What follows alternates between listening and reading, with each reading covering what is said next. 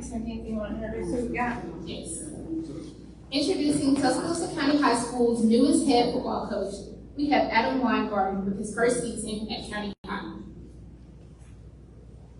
All right, guys, y'all got it. You excited to start your first season? Yeah, really excited. Probably haven't been this excited in a long time for football to get started, and it's been a blessing to be back at Tuscaloosa County, and for a lot of reasons. You know, our family is just here and being closer together, but have a chance to really impact this community and be with these young men and watch these young men grow. And kind of with that in mind, you've been really busy with a lot of facility upgrades. You're getting a new turf playing surface. So talk us through all the different changes that fans can expect. Right. Well, I mean, the bottom line is that I really view Tuscaloosa County as just a goal line opportunity. And I think the greatest resource that we have in North Porter is people. We have just such great people and a great community of support. And that's everybody from our alumni to community members to our administration, our teachers, our players. And so we're excited about everything we can do. And when we got here, the process is we want to develop a holistic program, and we want a program that's about developing players in every area of their life. And to do that, there's 7 areas of the football program. There's obviously the ones you talked about with facilities and equipment, but you have your athletic development, your academics, character development. You have how you're going to develop your players for a life after sports, or after high school, which is what we call post-secondary. You have how you're going to develop your staff, and then you have how you're going to get your community involved, your community involvement. So when we got here, we did a complete evaluation of the program in every area, all 7 areas that I just mentioned, and then set out an improvement plan that we want to do to help our players have the best experience.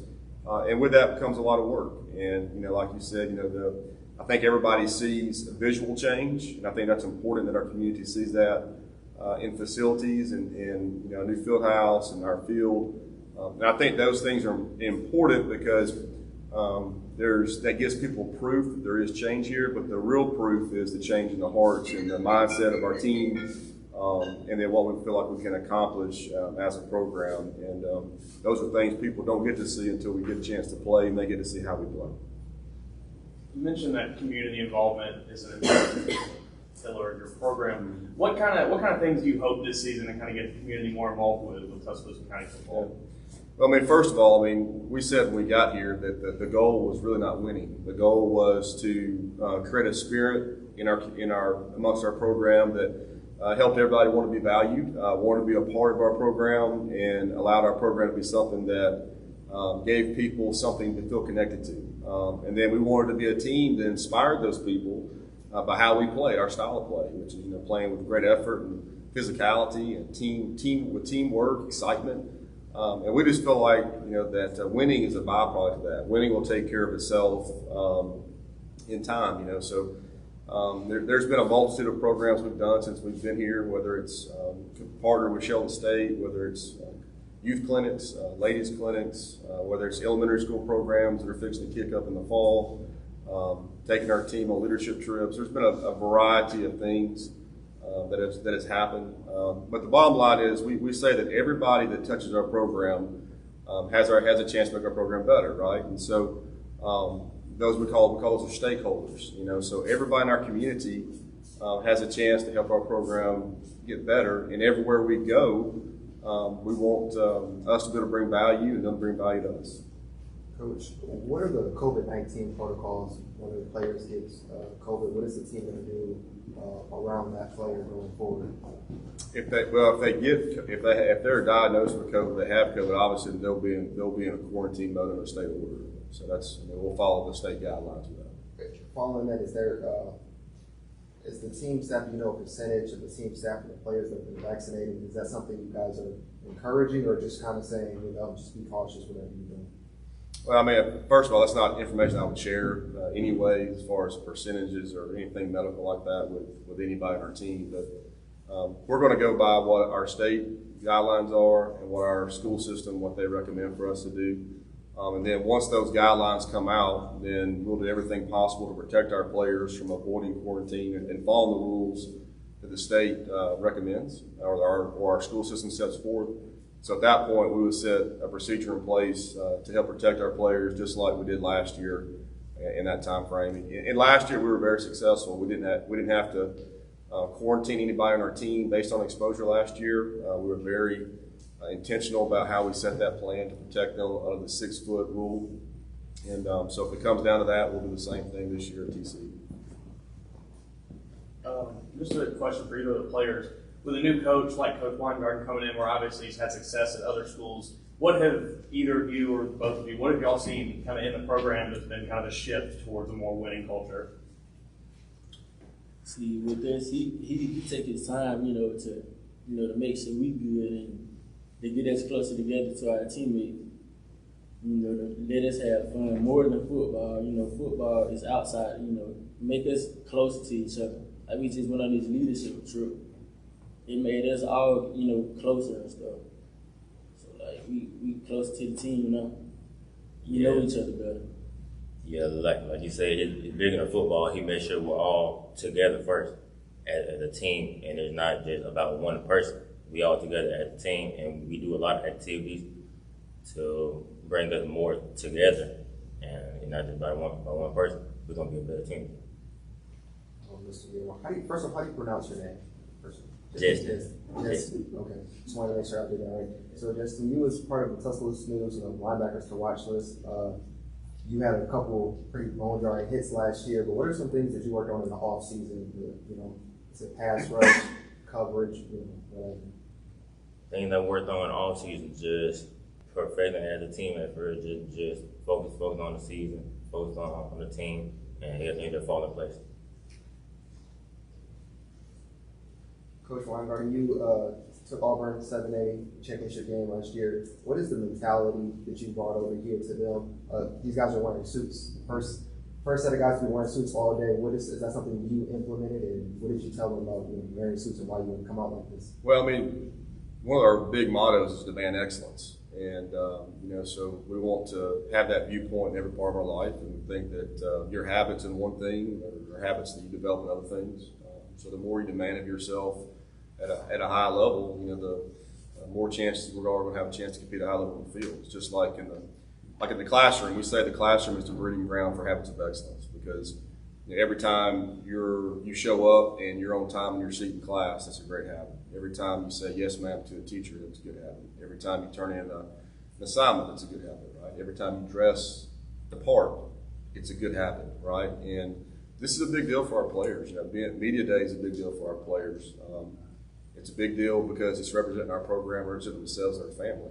So we want to look nice for that occasion. We want to dress the part. So I think it's that mindset. The goals for our team here have, first of all, this is we're really excited about this. But the goals for our team has been the same every year I've coached. I've never been a person that's set numerical goals. It's been simply two things we want to accomplish every year. One, we want our players to leave better prepared for whatever they want to do next as they play for us. If they want to go to college, hopefully the experiences they gain from us will help them as a student in college or playing ball in college or whatever. If they go into the workforce, we hope they're a better employee because they were part of a great program and team and understand how to be a part of a team. If they go into the military, the same thing. Whatever it is, if we're not accomplishing that goal, then we're really wasting our time. And the second part is that we just want to maximize our ability level, and so we want to get the most out of our ability level as a team to compete at the highest level. And, whatever that is what it is. But I always feel like that if we do those two things, then we'll be successful. We'll have a chance to win a lot of football games. Justin, I have a question for you. I was at the practice the other day, like y'all were flying around and real loose, having a good time, but still focused on the goal. How does that help y'all as a team? You feel like having that looseness, having fun while still being about your business? Right, that plays a big factor in the region we play in, because we play at the highest level and run the hardest region around Alabama. So we just focus every day on the goal that we want to become a more together team, so that we'll be ready to compete on Friday night. All right. And Adam, how do you feel like the team is growing? I know you said you want to work on some of the basic stuff when I first got here. How is that going for y'all? Well, the attitude of the kids has been fantastic. I mean, the group themselves, they really want to be good. They really want to work together. You can tell they really enjoy being at the field house together. Like these two guys right here, I mean, they're going to be at the field house all day, so they're going to come. They enjoy the game. They enjoy being there around their teammates, and that's a huge part of it. For us, it's learning the proper fundamentals to play good football. It's learning game situations and how to respond to game situations. It's learning what to do and being able to sustain that over a course of 48 minutes. So for us right now, it's about learning how to play winning football. And so as a staff, we're trying to do a really good job of preparing them, not just physically but mentally for the season. And yesterday we talked about confidence, and the biggest thing about confidence is you're confident when you feel mentally prepared, right? Just like you're going for a math test. If you haven't studied, you're probably nervous, right? But if you studied hard, you know the material, you feel good about it. And so we always say the smart player is a faster player. And so we're trying to get our guys there. All right, and I saw that chess table y'all had on here earlier this summer. Have y'all been playing chess? Y'all play chess? I don't play chess. I go in there and fix it when they break the table. So I don't get a chance. These guys. They play part of the ping pong with the chess. So. Okay, I would too. Justin, you mentioned that the area y'all play in is one of the best in the state. Obviously, I can't disagree with you there. How do you kind of stay focused and kind of keep your eyes off or keep your head off of the big names in the area that you got to go up against, the Hoovers and the Thompsons, and what do you kind of do to stay focused throughout the season? The way I do it to stay focused is just stay around the team and just let them know that we have a goal here on the team, and we're going to work hard every day to meet that goal, and we're not worried about nobody else around the region. We're going to, in practice, focus on our goal and work hard every day to be the best we can be. Coach, what has your local community, students, players told you about the rivalry with Hillcrest? That's your League 2 matchup you guys having at home. What have they told you about it? Well, I was here before. I was the coach of Hillcrest back in I think 10 and 11. And so I've been a part of that game before, and so it's great for both communities. I think the Hillcrest Tuscaloosa County game or any rivalry game in any part of the state or country, I think it's fantastic because that's what America's about. I think anytime you have any event that brings a lot of young people together in two communities together to support a lot of young people, I think it's a fantastic thing because you look at a Friday night, you have your football teams competing. You also have probably 200 band members on both sides playing. Then you're going to have 20 plus cheerleaders on both sides, playing. So you're looking at 500 to 600 teenagers that are putting on a show for two communities on a Friday. So to think you'll have 10,000 people there to watch all those students is pretty cool. And so I think it's a great deal for a lot of reasons. Zay, what's the area? How do you feel like the offense has come along, and what's the area you feel like y'all have really made some strides since this spring? So spring, we was learning. It was a learning process, which is still a learning process now. But we have to pick it up. We only got like two more weeks with 16 days away. So we just got to work on speed and knowing where to be at all times, knowing where to line up. So we coming along pretty good. It's gonna be our goal is to score every time we touch the ball. We can do it. It's just a mindset. Last year you had that big hit on Ethan Crawford. Do playing, players like him, those prospects out here, they're getting that coverage. Does that amp you up even more? Or you're always hyped for no matter who the opponent is? Every Friday, no matter who the opponent is, I'm always hyped to make a play like that, and every Friday you will see a play like that. Boys, what are some what are some expectations you have for yourself personally this season? Maybe some goals you have personally, or some expectations you have as far as a leadership role goes on the team. Well, I haven't decided on any personal goals yet, but a big goal that I know is being a good leader for this team and lead them to success with on defense, offense, and just get wins this season. Being a leader, not picking on nobody. If I see somebody leaning down, I pick them up. I won't go slap them on the helmet or do anything like that. Just being a leader all the time, being a winner, just wanting to win, hungry to win.